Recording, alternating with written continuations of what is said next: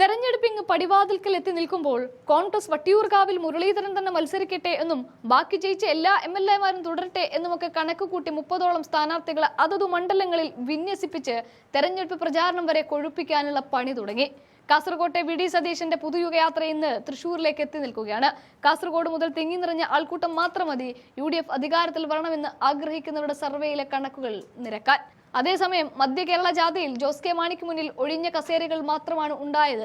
വടക്കൻ മലബാറിൽ ജാഥ നയിക്കുന്ന ഗോവിന്ദൻ മാഷാകട്ടെ PR സ്റ്റണ്ട് നടത്തിയാണ് അല്പമെങ്കിലും ജനശ്രദ്ധ തങ്ങളുടെ പരിപാടിക്ക് ഉണ്ടാക്കിയെടുത്തത്. അതിനിടയിലാണ് CPM-ന്റെ മന്ത്രി ഗണേഷ് ജയിലറക്ക് മുമ്പിൽ തന്റെ PA-യെ ഇറക്കി കളിച്ച ആ വലിയ നാടകത്തിന്റെ ചുരുളുകൾ കൂടി അഴിഞ്ഞു പുറത്തെത്തുന്നത്. സോളാർ കേസ് ഒരിക്കൽ ഉമ്മൻചാണ്ടിക്കെതിരെ തിരിച്ചു വെച്ചിരുന്നു എങ്കിൽ ഇന്നത് മാറി ഇന്ന് CPM-നെതിരെയും CPM-ന്റെ മന്ത്രിക്കെതിരെയും മാറുകയാണ്.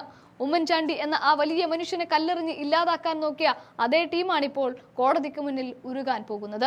ഇതുകൊണ്ടാണ് കാലം എല്ലാത്തിനും സാക്ഷിയാണ് എന്ന് പറയുന്നതും. സോളാർ കേസിൽ KB ഗണേഷ് കുമാറിന് കുരുക്കുകൾ മുറുകിക്കൊണ്ടേയിരിക്കുകയാണ്.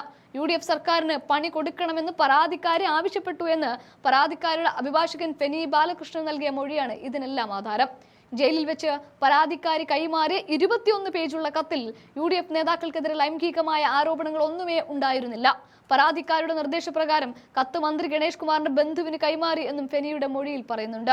സോളാർ പരാതിക്കാരിയുടേതായി പുറത്തു വന്ന കത്തിൽ UDF നേതാക്കൾക്കെതിരെ ലൈംഗിക ആരോപണങ്ങൾ ഉണ്ടായിരുന്നു എന്നും കത്തിൽ ഗൂഢാലോചനയുടെ ഭാഗമായാണ് 4 പേജുകൾ കൂട്ടിച്ചേർത്തത് എന്ന സുധീർ ജേക്കബിന്റെ പരാതിയിലാണ് ഫെനി കൊട്ടാരക്കര മജിസ്ട്രേറ്റ് കോടതിയിൽ നിർണായക മൊഴി നൽകിയത്. UDF സർക്കാരിന് പണി കൊടുക്കണമെന്ന് പരാതിക്കാരി ആവശ്യപ്പെട്ടു എന്നാണ് ഇപ്പോഴത്തെ മൊഴി. ഫെനി ബാലകൃഷ്ണന്റെ മൊഴിയെടുപ്പ് ഇനി 25-ന് തുടരും.